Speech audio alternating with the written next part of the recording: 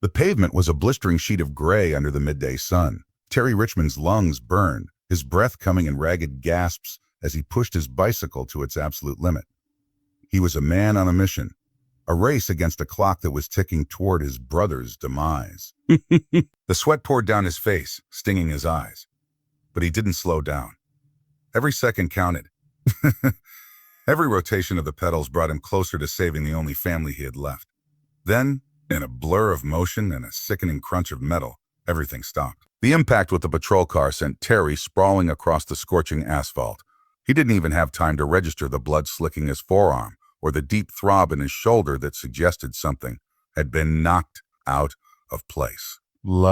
Before he could push himself off the ground, before he could even catch his breath, the heavy click of holsters being undone echoed like thunder in his ears. Two officers, guns drawn and eyes blazing with adrenaline-fueled aggression, descended upon him like predators who'd cornered their prey. "Get on the ground now," they barked, their voices overlapping in a cacophony of authority and barely contained violence. Terry, a veteran who knew better than to argue with nervous trigger fingers, pressed his chest into the grit of the road. The heat of the pavement burned through his shirt, but he kept his hands visible, his movements slow and deliberate. "I wasn't doing anything wrong," Terry managed to say, his voice muffled against the ground. "My brakes failed. It was an accident." The officers ignored him. One planted a knee between his shoulder blades while the other patted him down with rough, searching hand. Terry's military training screamed at him to resist, to defend himself, but he forced himself to remain still. Not here, and now. Not when Marcus needed it. Terry had lived his life by the book since returning from his tours overseas. He'd seen enough chaos, enough lawlessness in war zones. He wanted no part of it in civilian life. But in the world of Shelby Springs, Georgia, a clean record was just a minor inconvenience for a determined cop. Without a warrant or a shred of probable cause, they tore into his rucksack. Terry watched helpless as they dumped the contents onto the hood of their cruiser. Protein bars, a change of clothes, his brother's bail paperwork, and then neat stacks of $100 bills, rubber-banded and counted to the exact penny. What they found changed the air around them. $40,000 in cold, hard cash. The officers exchanged glances, and Terry saw the hunger bloom in their eyes. It was a look he recognized from his time in combat zones, the look of men who just stumbled onto something valuable in a place where the rules didn't quite apply. "It's for my brother's bail," Terry pleaded. His voice steadied despite the adrenaline coursing through his veins. "It's legal. I have the paperwork. It's right there in the bag. Marcus Richmond. He's being held at the county jail. The bail hearing is tomorrow morning. I've been saving for months, working 3 jobs to get this money together." The younger officer, whose nameplate read Wilkes, picked up the bail documents and scanned them. For a moment, Terry thought he saw a flicker of understanding, maybe even sympathy. But then the radio crackled to life. "Bring him in," a gravelly voice commanded, "and bring everything you found." Chief Sandy Byrne didn't care about paperwork. A mountain of a man with a face weathered by years of small-town corruption and unchecked power. He sat behind his desk like a king on a throne.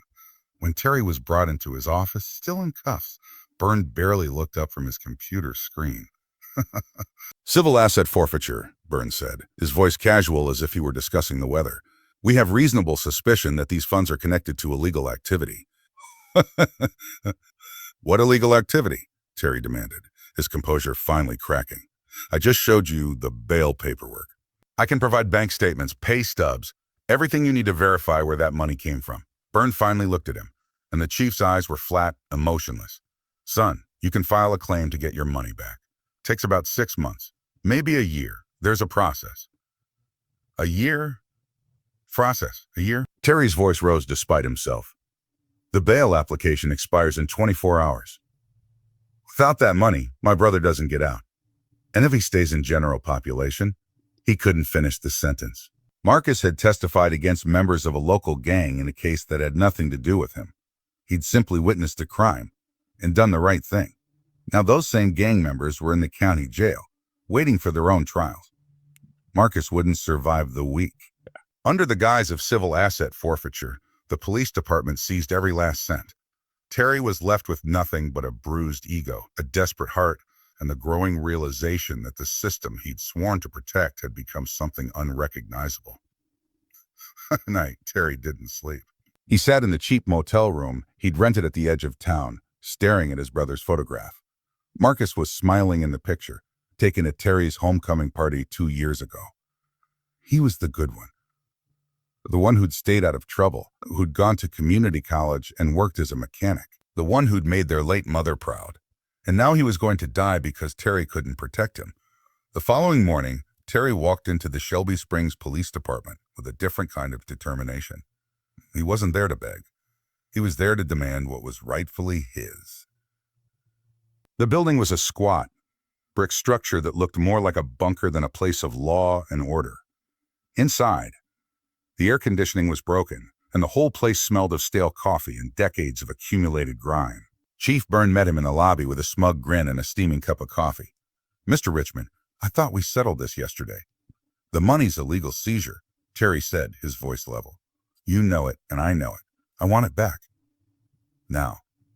Byrne took a long sip of his coffee. "The money's gone, son. Processed and filed. There's nothing you can do. I suggest you leave before I have you arrested for disturbing the peace. I'm not leaving without what belongs to me." What Byrne didn't know, what his entire department didn't know, was that Terry Richmond wasn't just a man on a bike. He was a former Marine Corps infantry officer. He was a 6th Marine Corps martial arts program instructor, a specialist in close quarters combat, a man trained to turn his environment into a weapon, trained to make split-second decisions under pressure that would break most men. The tension in the room snapped like a dry twig. Byrne set down his coffee cup and reached for his sidearm, a lazy, confident motion that said he'd done this 100 times before with men who talked tough, but folded the moment the gun appeared. Terry moved with the fluidity of a striking cobra. In a single blurred motion, he closed the distance between them, his hand intercepting Byrne's wrist before the gun cleared leather. A sharp twist, a pivot, and suddenly the chief was face down on the linoleum floor, his own weapon pressed against the back of his head, Terry's knee planted firmly between his shoulder blades. "Don't move," Terry said quietly. "Tell your officers to stand down." But the lobby had erupted into chaos. Officers Wilkes and Martinez had their weapons drawn, shouting conflicting commands. Behind the reception desk, Officer Jessica Sims, a woman in her early 30s, whose eyes betrayed a flickering sense of justice that seemed out of place in this building, had her hand on her gun but hadn't drawn it. Everybody calmed down. Terry said, his voice cutting through the noise. He wasn't shouting, but there was a command presence in his tone that made everyone freeze. "Chief Byrne and I are going to have a conversation in his office. Nobody needs to get hurt." He hauled the chief to his feet, keeping the gun pressed against his spine, and marched him down the hallway. Officer Sims followed at a distance, her weapon now drawn but pointed at the floor. Once inside Byrne's office, Terry kicked the door shut and shoved the chief into his chair. "Here's what's going to happen," Terry said. "You're going to tell me where my money is, and you're going to give it back. Right now." Byrne's face had gone red, veins bulging in his neck. "You just assaulted a police officer. You're looking at 20 years minimum. And you just committed armed robbery under color of law." Terry countered. "I'm betting if we dig into your department's finances, we'll find this isn't the first time you've seized cash that mysteriously never makes it to evidence." "How much have you stolen, Chief?" "Hundreds of thousands, millions." The door burst open and Officer Sims entered, her weapon now trained on Terry. But her hands were shaking. "Put the gun down, Richmond," she said, but there was no conviction in her voice. Terry looked at her carefully. He'd been trained to read people, to assess threats and identify potential allies. What he saw in Jessica Sims was conflict, a good person trapped in a corrupt system, slowly being poisoned by it. "Officer Sims," Terry said calmly, "how long have you been on this force?" "That's not relevant. How long?" 3 years, she said quietly. "And in those 3 years, how many civil asset forfeitures have you witnessed? How many times have you seen Chief Byrne seize money from people who couldn't afford lawyers to fight back?" Her jaw tightened, and Terry knew he'd struck a nerve. "Tie him up," Terry ordered, gesturing to Byrne with the chief's own gun. "Use his belt." "I don't want to hurt you, Officer Sims. I could see you're not like them. But I'm getting my money back, and I'm saving my brother." You can either help me or stay out of my way." For a long moment, she didn't move. Then, slowly, she holstered her weapon and pulled Burns' belt free. As she secured the chief to his chair, Terry saw tears forming in her eyes. "They'll kill you for this," she whispered. "They'll hunt you down." "They already killed my brother," Terry said. "They just haven't made it official yet." Terry navigated the station like a ghost, moving through corridors he'd memorized during his earlier visit. He disabled the security cameras with practiced efficiency, using techniques he'd learned in urban warfare training. Most of the officers were out on patrol, and the skeleton crew inside was more concerned with securing Byrne than tracking Terry's movement. He eventually reached the evidence warehouse, a climate-controlled room in the basement filled with shelves of seized property. The cash was easy to find. It hadn't even been properly logged yet. It sat in a clear plastic bag on a desk, along with a half-dozen other seizures from the past week. Terry grabbed his money and stuffed it back into his rucksack. As he turned to leave, he noticed a filing cabinet marked Asset Forfeiture Processed. Curiosity got the better of him, and he rifled through the files. What he found made his blood run cold. Dozens of seizures, dating back years. Hundreds of thousands of dollars, all supposedly sent to state coffers but never actually transferred. Bank statements showing deposits into personal accounts. The entire department was a criminal enterprise. Terry pulled out his phone and photographed everything, uploading the images to a secure cloud storage account. Then he grabbed the hard drive from the nearby computer and shoved it into his bag. He raced to the courthouse, taking back roads and cutting through alleys to avoid patrol cars. He slammed the cash onto the clerk's desk just as the office was about to close for the day. The bail was processed, the paperwork stamped and filed, and for a fleeting moment, he thought he had won. "Your brother will be released within the hour," the clerk said, eyeing Terry's disheveled appearance with concern. "Are you all right, sir?" "I'm fine," Terry lied. "Just need to pick him up."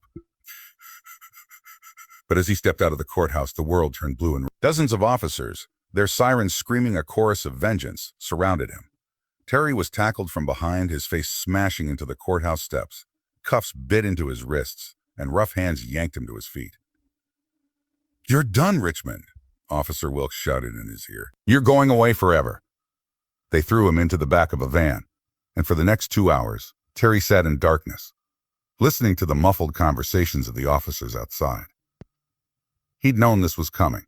He'd made his choice. Marcus would be free. That was all that mattered. Then came the twist. The van doors opened and Chief Byrne appeared, but he wasn't there to press charges.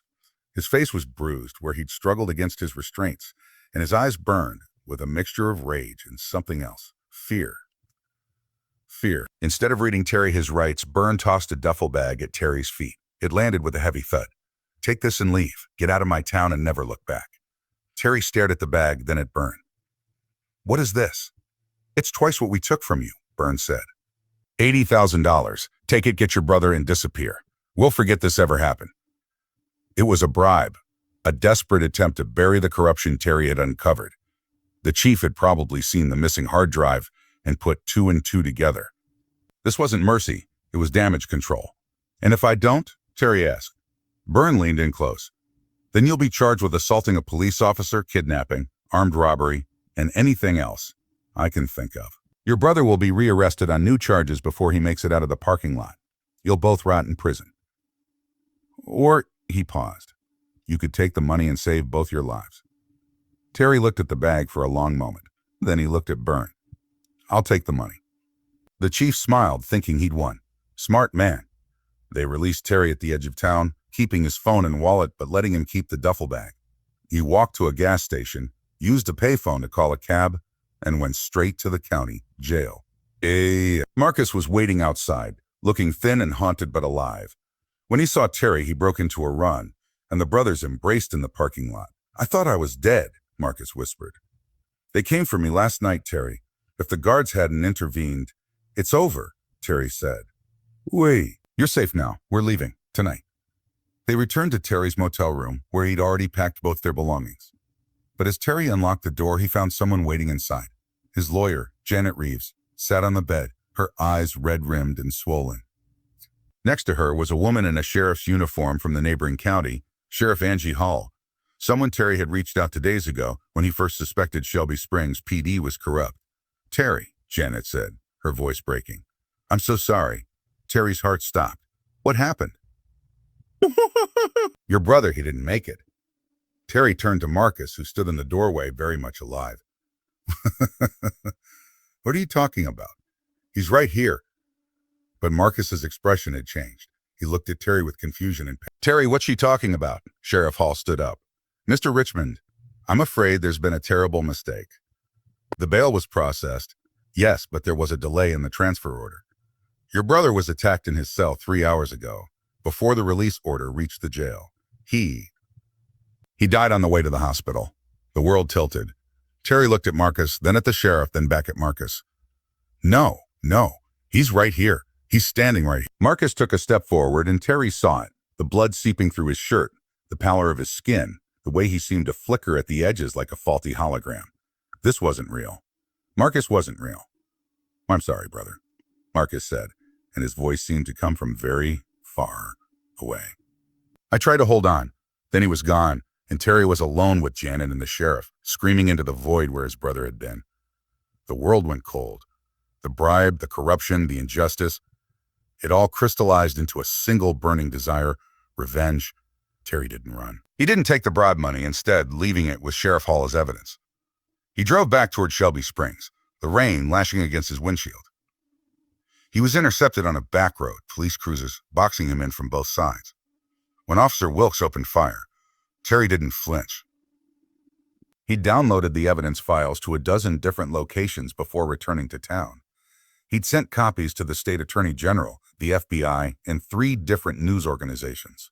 The system had failed him, but he wouldn't let it fail anyone else. He used his vehicle as a battering ram, smashing through a police barricade in a hail of glass and twisted metal. The crash deployed the airbags, but Terry pushed through, kicking open the door and rolling into a defensive position behind the wreckage. "Stand down," he shouted. "I've already sent everything to the feds. It's over." But they kept coming, and Terry realized they weren't trying to arrest him anymore. They were trying to kill him. He made it to the police station on foot, moving through the storm like a ghost. He took down 3 officers in hand-to-hand combat, disarming them and leaving them zip-tied with their own restraints.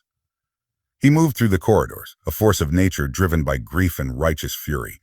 He found Chief Byrne in the evidence room, frantically trying to destroy files. Terry subdued him once more, but this time he had leverage. He'd already won. The evidence was out there, spreading like wildfire across news networks and federal databases. "It's done, Byrne," Terry said. "Everyone knows what you've been doing. You're finished." He found Officer Sims in the hallway, and he handed her a memory card, a backup copy of everything he'd found. "Bring the truth to light," he whispered. "You're the only one here with any honor left. Don't let them bury this." She took the card with trembling hands, tears streaming down her face. "I didn't know," she said. "I swear, I didn't know how bad it was." "You know now," Terry said. "That makes you responsible for what happens next." He stepped outside, hands behind his head, ready to face the music. Federal vehicles were arriving, their lights cutting through the rain. He had played his final card. Justice was coming, even if it came too late for Marcus. But as he looked back, he saw Officer Sims standing in the doorway.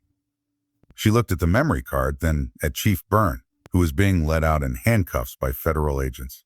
She looked at the other officers, her colleagues, her friends, people she'd trusted, people who'd betrayed everything their badges were supposed to represent. With a cold, deliberate motion, she dropped the card onto the pavement and crushed it under the heel of her boot.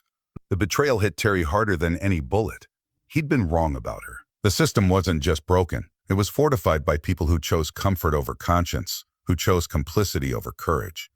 As the FBI agents approached him, as Officer Sims turned and walked back into the station without looking back, Terry Richmond realized the fight hadn't even begun.